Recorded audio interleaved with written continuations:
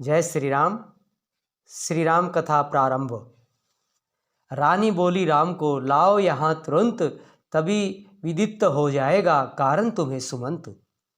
जो आज्ञा कहकर चला सचिव नवाकर मात, चलता है पर सो गए पाँव न देते साथ।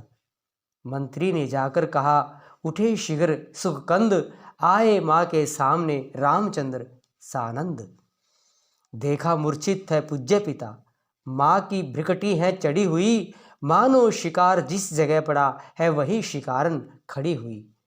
आदर्श पुत्र ने धूली प्रथम माता जी के पाँव की ली, फिर पास पिताजी के जाकर रज उनके चरणों की भी ली।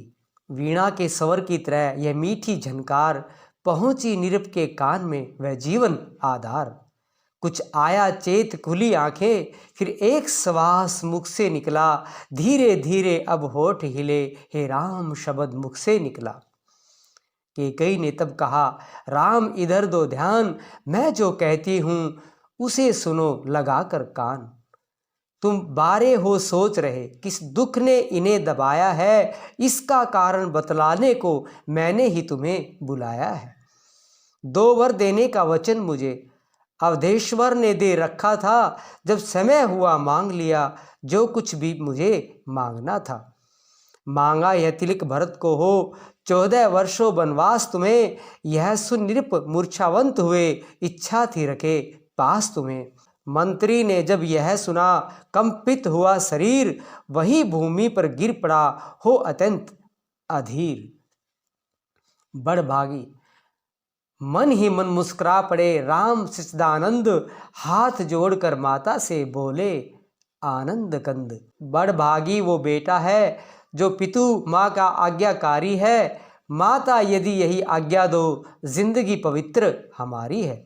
हम इतने बड़े हुए फिर भी यह खेद सदा ही रहे हमें, माता या पिता किसी ने भी आदेश न कोई दिया हमें।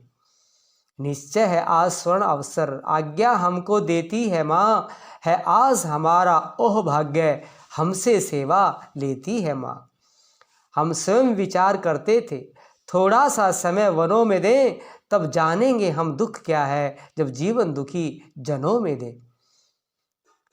सच कहते हैं मन की कहते हैं, सच कहते हैं मन की कहते हैं, है तिलक बहुत ही भार हमें, वह भरत प्राण प्यारे को हो, इसमें आनंद अपार हमें।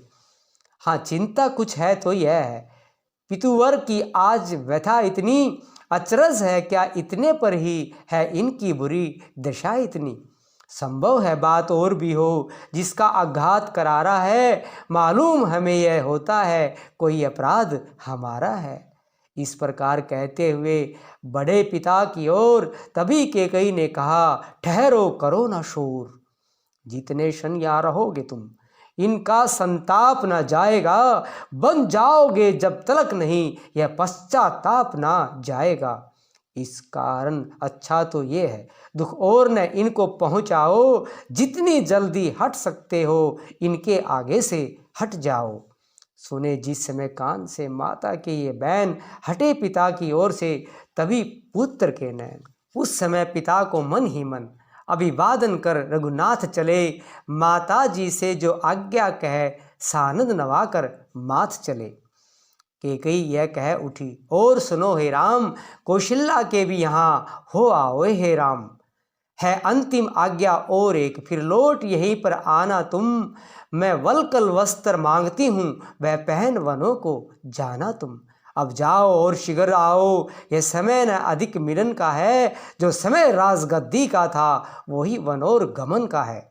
इतने में अवधेश के मुख से निकला राम, मंत्री ने उठकर तभी उनको किया प्रणाम। इधर मुस्कुरा कर चले मंद मंद सुखधाम, धन्य राम है धन्य ये गाथा राधे श्याम। आज की कथा इतनी ही। जय श्री राम।